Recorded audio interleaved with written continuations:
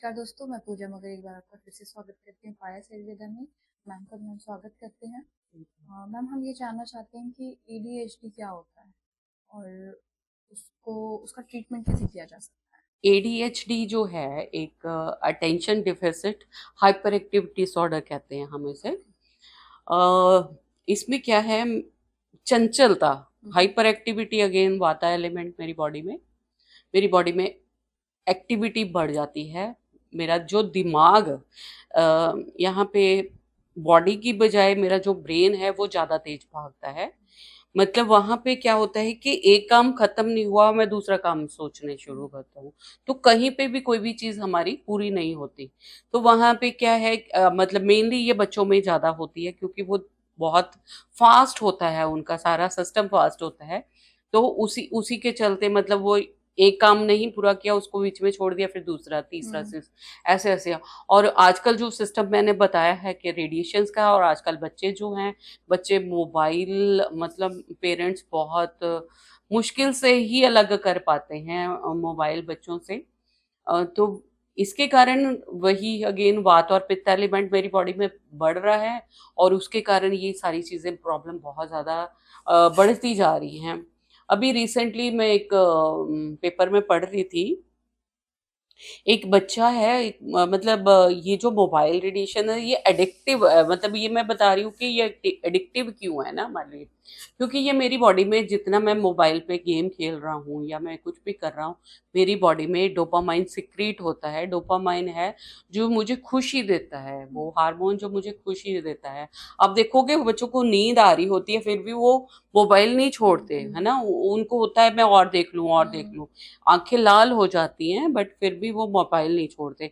तो वो क्या है कि वो उनको एक फीलिंग, मतलब एक खुशी सी फील होती है जिसको डोपामाइन हम बता रहे हैं, कि वो उसको इतना इंस्टिगेट कर देती है कि वो बाकी सारी चीजें उनको भूल के वो लोग उसी पे फोकस करते फोकस रहते करें। हैं, है ना। तो जो जो न्यूज की मैं बात कर रही थी उसमें यही था कि वो बच्चा गेम से इतना एडिक्ट हो गया था कि उसके जब पेरेंट्स ने उससे मोबाइल लेने की कोशिश करी, तो उस बच्चे ने घर की एक एक चीज तोड़ दी। मतलब पेरेंट्स भी उससे इतना डर गए कि वो उसके हाथ में कुछ भी आया, उसने जैसे ये हमारा फर्नीचर है, वो सारा फर्नीचर तोड़ दिया। ये सारी चीजें मैंने उसमें देखी हैं। तो हर चीज उसने तोड़ दी। तो वो एक एक लेसन है कि हम अगर अभी से रोक लेते हैं तो वो बहुत अच्छा है, क्योंकि ये सारी चीजें, अब ये एडीएचडी जो प्रॉब्लम हम लोगों ने, तो वही हमेशा मैं बताती हूँ कि ये इरिवर्सिबल है। हम वहां पीछे जाके हम लोग वो नर्व्स को नहीं रिपेयर कर पाएंगे उतना। तो ये पेरेंट्स को समझाने के लिए, मतलब मैं इतने वीडियोस बनाती हूँ पेरेंट्स को ही सिर्फ समझाने के लिए कि अगर आप लोग अभी कंट्रोल नहीं कर पाए तो मतलब बच्चे को प्रॉब्लम हो जाएगी, तो कौन सफर करेगा, आप लोग ना। तो बच्चे को पेरेंट्स। अगर अभी से थोड़ा सा आप डांट भी दोगे, आप उसके हाथ में से मोबाइल भी ले लोगे, वो थोड़ा चीखेगा, थोड़ी सी उसको आदत डाल दोगे।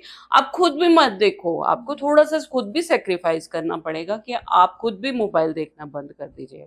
क्योंकि ये सारी चीजें इतनी ज्यादा बढ़ रही हैं, और जिस हिसाब से जो मैंने पहले भी बोला था कि 2030 तक, बट बाकी बड़ों का तो चलो हमने एज एक देख ली हुई है ना।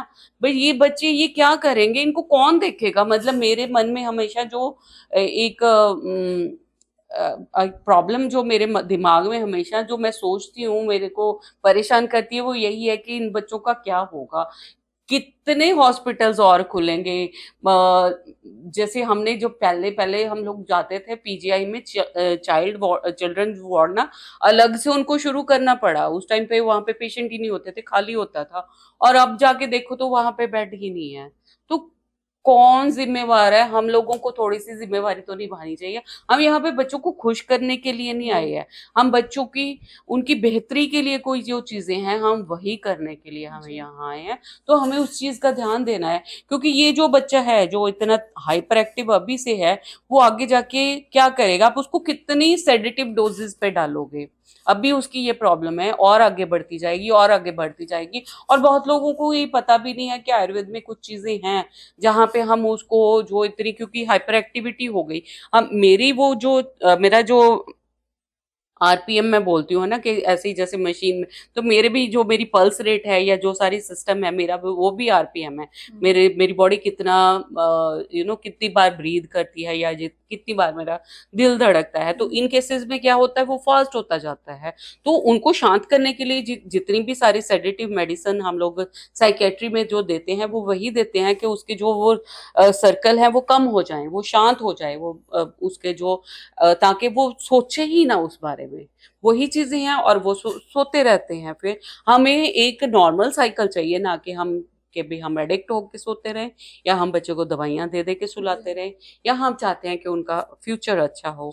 तो इसलिए है कि जो मैं हमेशा बोलती हूँ कि थोड़ा सा अभी से अवेयर हो जाओ बच्चे के। अगर आज जो ऑनलाइन क्लासेस भी जो इतनी मैंडेटरी हो गई हैं, वहां टेबल पे पानी का ग्लास रखो, बच्चे को 10 ग्लास पानी पिलाओ, बच्चे को बादाम रोगन जरूर दो। बच्चों के ये जो हमारा क्राउन चक्कर है, आप देखोगे कि छोटे बच्चों में ये खाली जगह होती है, और जो जब वो बॉर्न होता है तो मदर यहाँ पे मसाज जरूर करती है, तो यहाँ पे बच्चों के मसाज जरूर करो।